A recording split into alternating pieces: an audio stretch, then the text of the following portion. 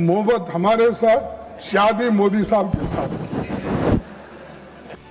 एक समान भाव प्रकट होता है, यार ये हमारे साथी अब किसी और विशेष काम के लिए आगे बढ़ रहे हैं। एकदम जैसे टपोरी की तरह वो आते हैं और किसी को भी ए तू ऐसे करके तू तड़ाक करते हैं। कि कांग्रेस यदि बेंच पर नहीं चढ़े, डेस्क पर नहीं चढ़े, स्पीकर के ऊपर यदि वो कागज़ नहीं फेंके, तो कांग्रेस पार्टी में तो बहस करने की कोई कुव्वत, काबिलियत, खासियत ही नहीं है ना। हमें अमेरिका बता रहा है, हमें नहीं सारी दुनिया को बता रहा है कि हमारा एग्रीमेंट हुआ है और आप बता नहीं रहे हो। हाथी के दांत खाने के और दिखाने के और। उनको यहाँ अपोजिशन लीडर तो बनाया है, लेकिन कर्नाटक में जब मौका आया था तब उनको मुख्यमंत्री नहीं बनाया। आज संसद में एक अलग ही मिक्स देखने को मिला। बहस भी हुई, काम भी हुआ और हंसी के ठहाके भी लगे। बहस किस मुद्दे पर? आपके मुद्दे पर, किसानों के मुद्दों पर, कृषि के मुद्दे पर। याद दिलाया गया कि कैसे किसानों की आय दोगुनी करने का वादा हुआ था। बीएसएनएल का टावर का मुद्दा भी उठा और भी कई मुद्दे उठे। इसके अलावा राज्यसभा में आज तमाम सांसदों की विदाई थी, जिस दौरान कुछ भावुक भाषण भी हुए और प्रधानमंत्री मोदी ने भी अपने अंदाज में व्यंग्य किया। तो संसद में आज क्या क्या हुआ, सब कुछ विस्तार से आपको बताएंगे, समझाएंगे। नमस्ते, मैं सौरभ त्रिपाठी हूं, आप देख रहे हैं हमारा खास शो संसद की बात। तो चलिए शुरुआत करते हैं पहले लोकसभा से। आज लगातार तीसरे दिन लोकसभा की कार्रवाई शांतिपूर्ण तरीके से शुरू हुई। प्रश्नकाल चला, सवाल पूछे गए और जवाब भी दिए गए। यानी कई दिनों बाद ऐसा लगा कि संसद अपने असली काम के मोड पे है। सबसे पहले बात बाड़मेर से कांग्रेस सांसद उमेदराम बेनीवाल की। उन्होंने सीमावर्ती और ग्रामीण इलाकों में मोबाइल नेटवर्क की समस्या उठाई। उनका सवाल सीधा था कि अगर गांव में बीएसएनएल के टावर लगे हैं तो बावजूद इसके नेटवर्क क्यों नहीं आता। सुनिए। नेटवर्किंग की वजह से लोगों को भारी दिक्कत का सामना करना पड़ता है। मैं मंत्री महोदय से पूछना चाहता हूं कि ज़्यादातर गाँव के अंदर बीएसएनएल के टावर लगे हुए हैं, वहाँ नेटवर्क प्रॉपर ढंग से नहीं आता है। इसका जवाब देते हुए संचार मंत्री ज्योतिरादित्य सिंधिया ने आंकड़े सामने रखे। उन्होंने कहा कि 2014 में जहां सिर्फ 42% सीमावर्ती गांवों में नेटवर्क था, आज वो बढ़कर 98% हो चुका है और 17,000 से ज्यादा गांवों तक कनेक्टिविटी पहुंच चुकी है। सुनिए। स्थापित हो चुके हैं। जहां सीमावर्ती इलाके का प्रश्न माननीय सांसद महोदय ने उठाया है, बहुत महत्वपूर्ण प्रश्न है सर, और मैं सूचित करना चाहता हूं आपके द्वारा कि 2014 में केवल 42% सीमावर्ती इलाके के गांव में टेलीकॉम की सुविधा उपलब्ध थी। आज 12 साल के अंदर 17,600 सीमावर्ती गांवों में से 17,222 गांव में टेलीकॉम की कनेक्टिविटी उपलब्ध हो गई है। मतलब 98% गांव में आज बॉर्डर क्षेत्र में प्रधानमंत्री जी के नेतृत्व में उपलब्ध हो चुकी है। मंत्री जी के जवाब में एक टिप्पणी हम भी कर लें कि भाई नेटवर्क इतना आप बता रहे बढ़ गया है तो आ क्यों नहीं रहा मोबाइलों में। लोग भी मुझे लगता है कमेंट में लिख के बताएंगे कि बीएसएनएल नेटवर्क कितना आता है। खैर, इसके बाद सपा सांसद आनंद भदौरिया ने एक अलग मुद्दा उठाया। उनका मुद्दा था फिल्मों और ओटीटी कंटेंट में बढ़ती अश्लीलता का। उन्होंने खास तौर पर केडी द डेविल फिल्म के गाने का जिक्र करते हुए पूछा कि अभिव्यक्ति की आज़ादी के नाम पर आखिर सीमा कहां तय होगी और अश्लील कंटेंट पर रोक लगाने के लिए सरकार क्या कदम उठा रही है। देखिए कि अभिव्यक्ति की आज़ादी के नाम पर विभिन्न माध्यमों से अभिव्यक्ति की आज़ादी, मैं माननीय मंत्री जी से जानना चाहता हूं कि अभिव्यक्ति की आज़ादी के नाम पर विभिन्न माध्यमों से समाज को परोसी जा रही अश्लीलता पर तत्काल रोक लगाने के लिए सरकार कोई कदम उठाएगी, कोई नया डिजिटल कानून बनाने पर विचार करेगी। इस पर सूचना और प्रसारण मंत्री अश्विनी वैष्णव ने साफ कहा कि अभिव्यक्ति की आज़ादी असीमित नहीं है। समाज और संस्कृति के लिहाज से कुछ सीमाएं जरूरी हैं और जिस गाने का जिक्र हुआ उस पर पहले ही बैन लगाया जा चुका है, कार्रवाई हो चुकी है।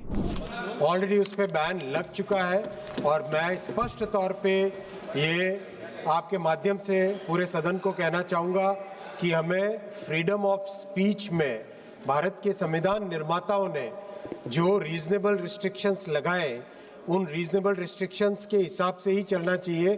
Freedom of speech cannot be absolute, it has to be in the context of the society, it has to be in the context of the culture। और प्रश्नकाल खत्म हुआ और फिर असली राजनीतिक बहस शुरू हुई। कृषि और किसान कल्याण मंत्रालय की अनुदान मांगों पर चर्चा में विपक्ष ने सरकार को घेरा। कांग्रेस सांसद जयप्रकाश ने कहा कि 2022 तक किसानों की आय दोगुनी करने का वादा पूरा नहीं हुआ और जमीनी हकीकत कुछ और ही है। उन्होंने हरियाणा में किसानों की खराब हालत का जिक्र करते हुए कहा कि राज्य दिवालिया होने के कगार पर है और वहां एमएसपी पर धान नहीं बिका है। सुनिए। धान की फसल एमएसपी पर बिकी हो, मैं सारे सदन के सामने कह सकता हूं, मुझे जो मर्जी सजा सदन दे मैं भुगतूंगा। या मंत्री जी घोषणा करें कि जो हरियाणा प्रदेश में धान एमएसपी पर नहीं बिका, जो लोग उसमें दोषी हैं हम उसको दंडित करेंगे और इसकी ज्वाइंट। वहीं पंजाब से चरणजीत चन्नी ने तो और तीखा हमला बोला। उन्होंने कहा कि सरकार की नीतियों से किसान दब रहे हैं। उन्होंने इंडिया यूएस ट्रेड डील पर सरकार की आलोचना करते हुए कहा कि सरकार ने किसानों को इस डील के जरिए कुचल दिया है और देश अमेरिका को बेच दिया है। सुनिए। हमें अमेरिका बता रहा है, हमें अमेरिका बता रहा है, हमें नहीं सारी दुनिया को बता रहा है कि हमारा एग्रीमेंट हुआ है और आप बता नहीं रहे हो क्या हुआ है। अमेरिका के ट्वीट आते हैं कि जी 18% अगर हम भेजेंगे माल तो वो 18% लगाएंगे, अगर वो भेजोगे तो हम कोई नहीं लगाएंगे। क्या आपत्ति है आपको? आपको प्रेशर क्या है? आप देश को बेचने लगे हो। इसके बाद जब कृषि मंत्री शिवराज सिंह चौहान जवाब देने उठे तो माहौल थोड़ा गर्मा गया। उन्होंने विपक्ष के आरोपों को सिरे से खारिज किया और एमएसपी के मुद्दे पर सीधा पलटवार करते हुए कहा कि जो आज सवाल उठा रहे हैं उन्होंने खुद पहले सिफारिशों को लागू नहीं किया था। सब जवाब सुनिए आप। यूपीए की सरकार कटघरे में खड़ी है। स्वामीनाथन आयोग ने जब ये बात कही थी अपनी रिपोर्ट में कि उत्पादन की लागत में 50% मुनाफा देकर एमएसपी घोषित करनी चाहिए, तो मेरे पास ये यूपीए की सरकार के मंत्रिमंडल का नोट रखा है। नोट, इस नोट में जयप्रकाश जी आप भी देख लेना, ये यहाँ लिखा हुआ है। इस नोट में एमएसपी की सिफारिश सीआईएसीपी द्वारा संबद्ध घटकों की किस पर विचार करते हुए वस्तु परक मापदंड पर की जाती है। अतः लागत पर कम से कम 50% की वृद्धि निर्धारित करने से मंडी में विकृति आ सकती है, ये नहीं दी जा सकती है।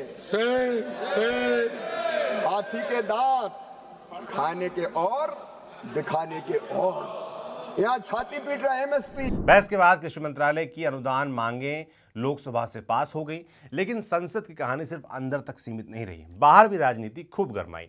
बीजेपी की सांसद कंगना रनौत ने राहुल गांधी पर निशाना साधते हुए उन्हें टपोरी तक कह दिया। सुनिए।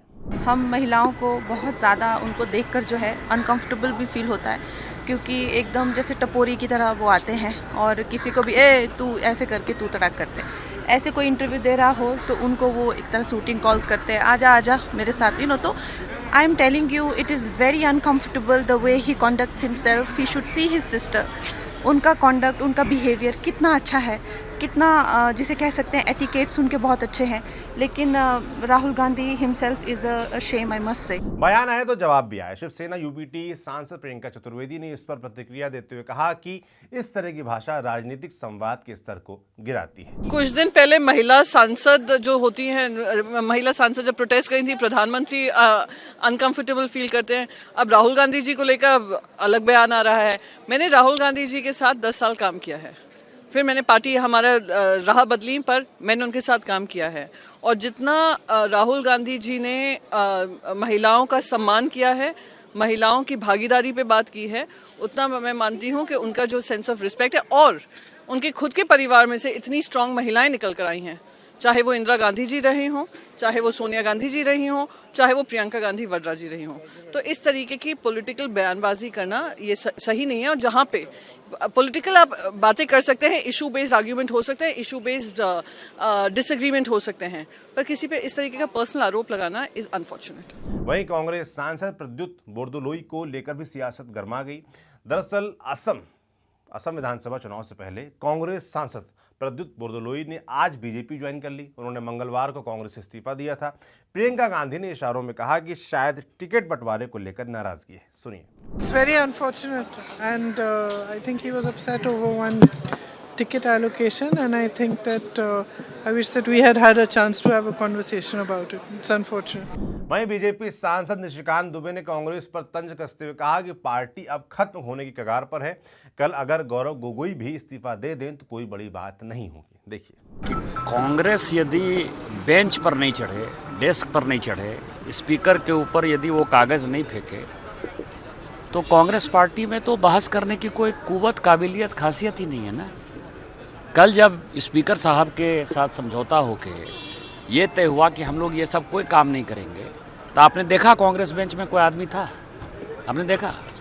तो कांग्रेस समाप्ति के कगार पर है, इसीलिए आज प्रद्युत बारदोलई ने इस्तीफा दिया है।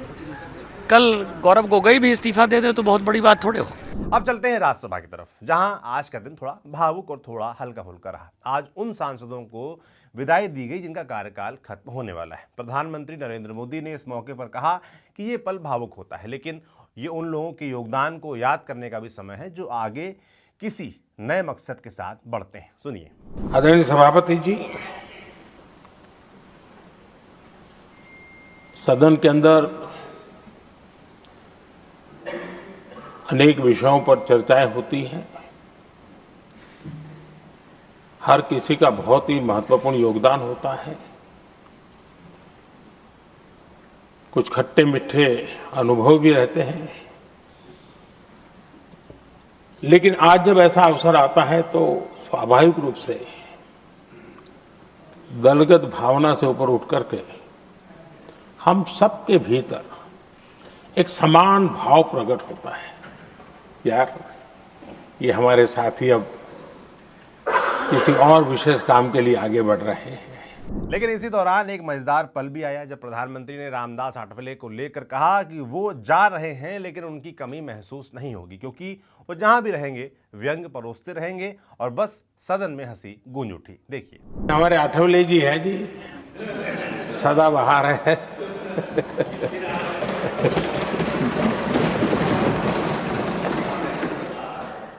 आठवले जी जा रहे हैं लेकिन यहाँ पर किसी को खोट महसूस नहीं होगी। वो व्यंग विनोद भरपूर परोसते रहेंगे, जब ये पूरा भरोसा है। इसके बाद नेता प्रतिपक्ष मल्लिकार्जुन खड़गे ने भी अपने अंदाज में आठवले पर हल्का तंज कसा। कहा कि वे हमेशा पीएम मोदी के गुणगान में ही कविताएं पढ़ते हैं और उन्हें कोई दूसरी कविता नहीं आती। सुनिए। लेकिन क्या हुआ मुझे मालूम नहीं। वो तो प्रेम हमारे साथ की है, मोहब्बत हमारे साथ, शादी मोदी साहब के साथ की। ये रिसेंटली हुआ, तो आप ऐसा माने मुझे मालूम नहीं है। रामदास आठवले साहब जिनका जिक्र हमारे प्रधानमंत्री जी ने किया, वो अपने कविता के रूप में ही हमेशा मोदी जी का गुणगान गाते हैं। हमेशा आपको छोड़ के दूसरा कविता ही उनको नहीं आती। जो कविता उन्होंने लिखती है वो सिर्फ आपके बारे में लिखती है। लेकिन मैं समझता हूँ ये 6 साल अब तो पूरा मिला है उनको, आगे तो जरा कम करेंगे ऐसा मैं सोचता हूँ। फिर बीजेडी सांसद मुजीबुल्लाह खान ने विदाई भाषण में रसगुल्ले से जुड़ा ऐसा किस्सा सुनाया कि पूरे सदन में ठहाके लग गए। देखिए। बिल्कुल नहीं आया मेरे पास। मैं एक एमएलए को गले लगाया, बोला अरे यार तुम्हारे एरिया में रसगुल्ला मिलता है, रसगुल्ला भेज, बढ़िया रसगुल्ला, सालेपुर, हमारे उड़ीसा का सालेपुर रसगुल्ला फेमस है। वो बोला भैया मैं कल भेजूंगा आपको रसगुल्ला। शाम को आकर बैठ के टीवी देखता हूँ, टीवी बोला वो एमएलए को कोरोना हो गया है। मैं क्या रसगुल्ला खाऊंगा अध्यक्ष महोदय, मैं पूरा टेंशन में आ गया। फिर उसके अगले दिन सुबह जाके टेस्ट करवाया तो लकीली मेरे को कुछ नहीं निकला। और आखिर में खुद रामदास आठवले ने अपने शायराना अंदाज में सबको हंसाते हुए विदाई को यादगार बना दिया। उन्होंने मल्लिकार्जुन खड़गे पर पलटवार करते हुए कहा कि कांग्रेस ने उन्हें यहाँ विपक्ष का नेता तो बना दिया, लेकिन जब मौका था तब उन्हें कर्नाटक का मुख्यमंत्री नहीं बनाया। सुनिए। तो हमारे खड़गे साहब तो हमारे अच्छे मित्र है, वो बाबा साहब अम्बेडकर जी को मानते हैं, उनको यहाँ अपोजिशन लीडर तो बनाया है, लेकिन कर्नाटक में जब मौका आया था तब उनको मुख्यमंत्री नहीं बनाया। उनको मुख्यमंत्री नहीं बनाया। खड़गे साहब बोल रहे थे कि भाई मैं ज़्यादा मोदी साहब की कविता सुनाता हूँ। मोदी साहब की कविता इसलिए सुनाता हूँ कि मोदी साहब जी बहुत ही नेक आदमी है, बहुत ही स्ट्रांग आदमी है। वो देश के विकास के लिए काम करते हैं। आप लोगों ने भी काम किया है, लेकिन थोड़ा थोड़ा काम किया है, बाकी ज्यादा काम हम लोग कर रहे हैं। यानी आज राज्यसभा में राजनीति के साथ साथ इंसानी पहलू भी नजर आया। अंत में संसदीय कार्य मंत्री किरण रिजिजू ने भी अपने भाषण में हल्के फुल्के अंदाज में बात रखी, लेकिन तभी जयराम रमेश ने खड़े होकर एक तंज भरा सवाल पूछ लिया, पूर्व चेयरमैन को फेयरवेल कब देंगे? सुनिए। मेरे मंत्री जी से एक सीधा और बहुत साधारण सा सवाल है कि हमने कई सांसदों को फेयरवेल फंक्शन दिया है। मैं पूछना चाहता हूं कि पूर्व चेयरमैन को आप फेयरवेल फंक्शन कब देंगे? धन्यवाद माननीय जयराम जी। उनका कंपल्सरी रिटायरमेंट तो करा दिया आपने, पर फेयरवेल फंक्शन क्यों नहीं करा रहे? चर्चा नहीं। माननीय सदस्यगण, और इस सवाल पर उपसभापति ने मुस्कुराकर बात संभाल ली। तो कुल मिलाकर संसद में आज का दिन शोर से ज्यादा संवाद के नाम रहा। अब आप बताइए, आपको संसद का ये रूप कैसा लगा? कमेंट बॉक्स में लिखकर। साथ ही ये भी बताइए कि कौन से मुद्दे हैं जिनको आप उठते देखना चाहते हैं संसद के पटल पर। बाकी हम जो भी हो रहा है ऐसे ही आपके सामने यूं ही लाते रहेंगे। आप देखते रहिए न्यूज पिंच। मैं सौरभ त्रिपाठी हूं, इसे लिखा था हमारे साथी तरुण ने, कैमरे के पीछे है सुधांशु। शुक्रिया।